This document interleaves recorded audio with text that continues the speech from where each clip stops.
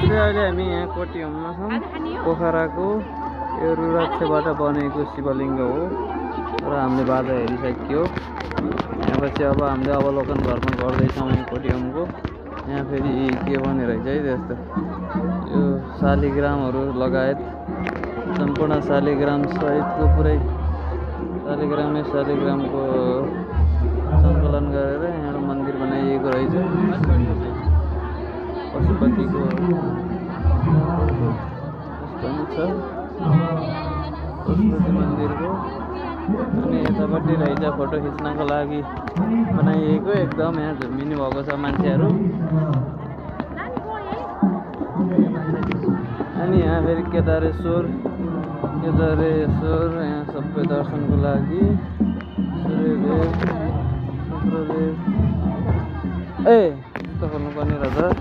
मलाई जुत्ता खोल्ने थाहा नै भएन।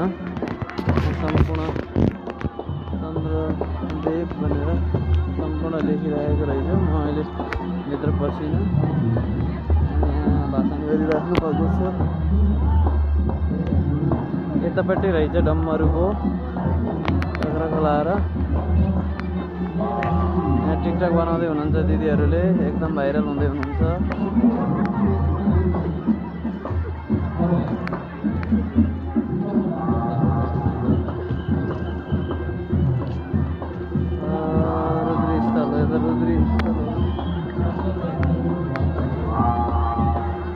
महादेवको मूर्ति त्यहाँ रहेको छ।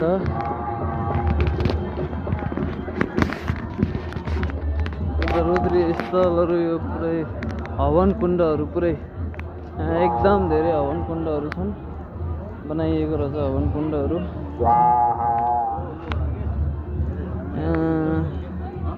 पानी सहित जलदेवी के हो न अब मनोकामना के हो त्यस्तो के होला। यो यता रहेछन् पुरै हवन कुण्ड। हवन दिनको लागि पुरै स्वाहा स्वाहा भन्नुभएको छ। बा नमस्कार। स्वाहा स्वाहा